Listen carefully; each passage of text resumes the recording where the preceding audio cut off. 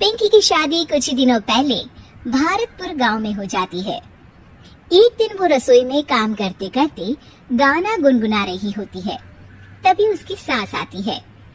बिजली गिराने मैं हूँ आई, कहते हैं मुझको हवा हवाई, हवा हवाई, वी वी वी वी वी। ओहो, हवा हवाई मैडम, कहीं उड़ मत जाना हवा से। अरे मम्मी जी, उड़े मेरे दुश्मन। आप बताओ, कुछ काम था क्या? हाँ, काम तो था। हमारे पड़ोस वाले गांव में उषा रहती है ना, उसने कुछ सामान बोला था मुझे लेकर जाने को। अब मेरे घुटनों में हो रहा है दर्द, तो तुम ही पहुंचा दो ना बहू ये सामान।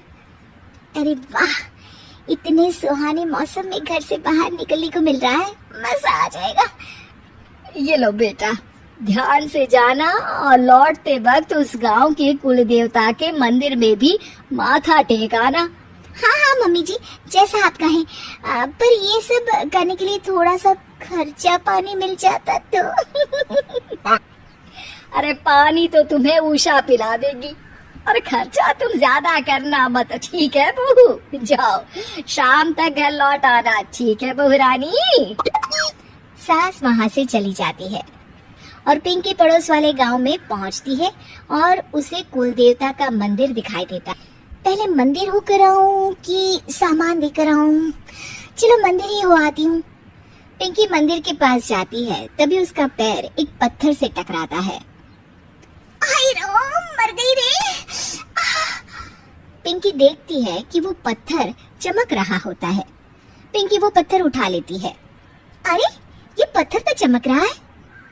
वो पत्थर देख ही रही होती है कि तभी उसे एक आवाज सुनाई देती है।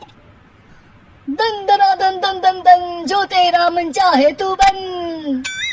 अरे, ये आवाज कहाँ से आ रही है?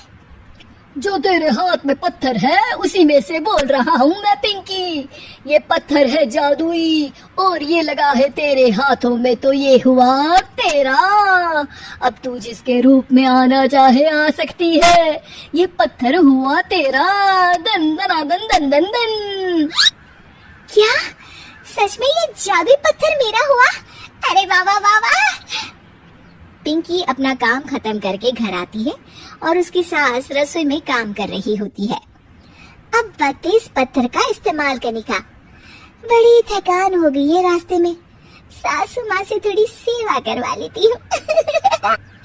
पिंकी पत्थर को हाथ में लेकर अपने ससुर का रूप धारण कर लेती है। अरे ओ कमलेश की माँ, इधर तो आना जरा। क्या हुआ जी, क्यों चिल्ला रहे हैं? मेरे सर में बड़ा दर्द है, जरा सर और कंधे की मालिश तो कर दो। मैं आपको मालिश वाली दिखती हूँ क्या? जाइए, किसी नाई के पास जाइए और कराइए मालिश। जी भर के कराइएगा। अरे तुम ही तो हो मेरी मालिश वाली। तुम्हारे कोमल कोमल हाथों से जब ये खूबसूरत उंगली में बालों में मालिश होती है, आहा, सर दर्द हो या कैसा भी दर्द भाग जाता है। आप भी ना, आपने पहले तो कभी मुझसे ऐसे बातें नहीं की। आइए बैठिए, कर देती हूँ मालिश। पिंकी की सास पिंकी की मालिश कर रही होती है और पिंकी को बड़ा ही आनंद आ रहा होता है। इसे ही कहते हैं स्वर्ग की जिंदगी। सासू माँ के हाथ किसी हथौड़े से कम नहीं है, पर फिर भी फ्री की मालिश तो मिल रही है ना। वाजी वाजी वाह।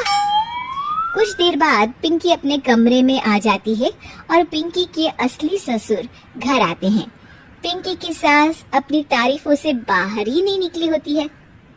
सुनिए जी, आज ना आपकी बातों ने तो मन ही मोह लिया मेरा। बातें? कौन सी बातें?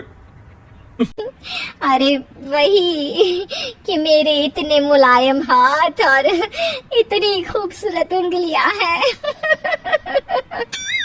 ससुर जी को तो कुछ भी समझ में नहीं आता और पिंकी वहाँ आकर चुपके चुपके उनकी बातें सुनकर आनंद ले रही होती है। अरे मैंने ये सब कब कहा? आज तो मैं जल्दी काम पर चला गया था। अरे अभी मैंने आपकी मालिश की अपने इन्हीं कोमल हाथों से। कोमल और तुम्हारे हाथ, अरे कमलेश की माँ, तुम्हारे हाथ तो इतने सख्त है कि अखरोट ही तोड़ दे। मैंने तो आज तक तुमसे इसलिए मालिश नहीं करवाई, तुम्हारे हाथों को देखकर तो मुझे वो डायलॉग याद आता है, ये 2.5 किलो का हाथ जब किसी पर पड़ता है ना तो आदमी उठता नहीं, उठ जाता है। सास को गुस्सा आ जाता है। आए बड़े मेरे हाथ को 2.5 किलो का कहने वाले। अरे खुद की तोंद देखी है, बारात का ढोल भी शर्मा जाए देखकर। पिंकी उन दोनों की बातों से हंसी रही होती है कि तभी वहाँ कमलेश आता है और वो बहुत परेशान होता है। मैं तो लूट गया।